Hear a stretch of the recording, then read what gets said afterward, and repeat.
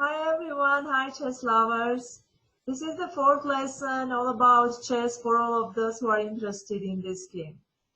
This lesson will be about chess openings and castling and the rules of castling.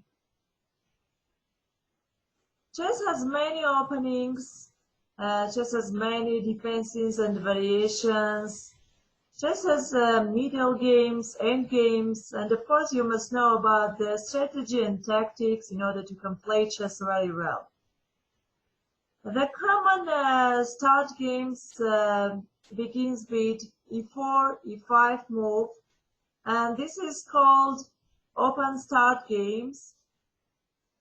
There are semi-open start games and closed start games too, and the steps and the moves when the whites play e4, but instead of playing e5, blacks choose to play, for example, Sicilian defense, c5, or maybe Caro-Kann defense, c6. These openings called semi-opened start games. And the openings when white play, except e4 move, they play any other game, for example, English opening, c4, or maybe Slav opening, d4, Reti opening, knight f3. As I said, except e4 move, any other opening is called closed start games. That's all for about chess openings. And now what about the castling? The castling is the only situation when we move two pieces at the same time, and the castling is doing between the king and rook.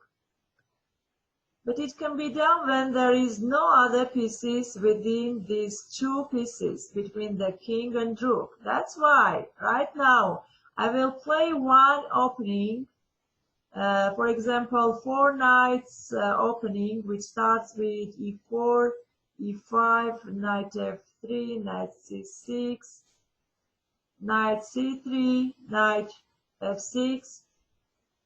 And here bishop can play or b5, which is Spanish variation, or c4, which is Italian variation.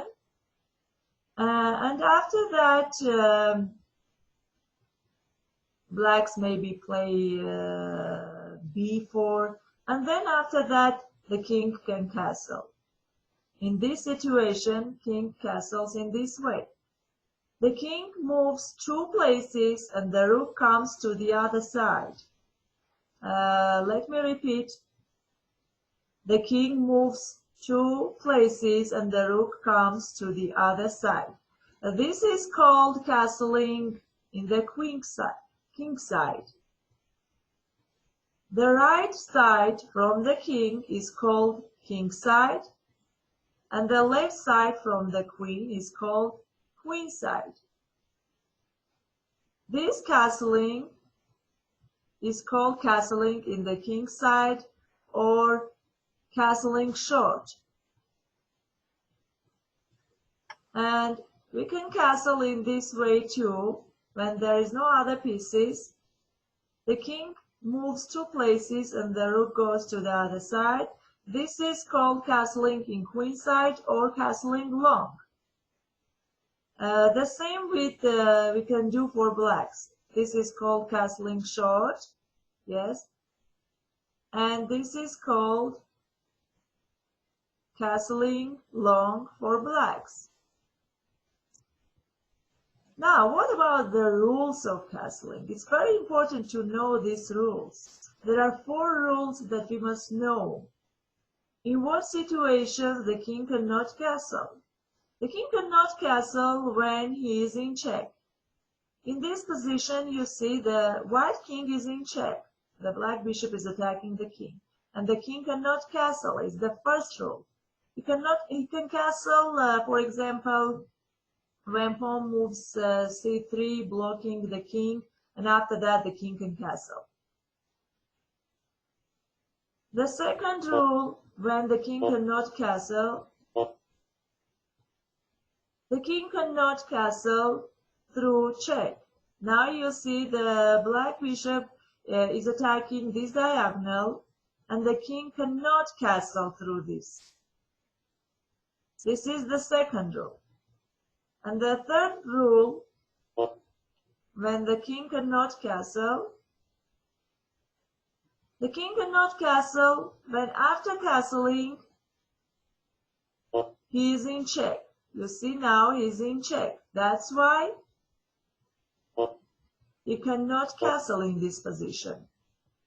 And the fourth rule, the king cannot castle when it is not the king's first move. For example, king moves e2 or maybe d2 and back again.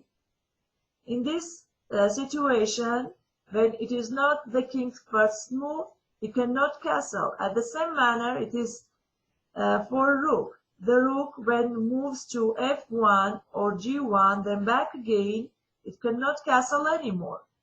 That's why it must be the king's and the rook's first move only. That's the 4 rules of castling, and as I said it before, it's very important to know these rules. This is all for today's lessons. Goodbye.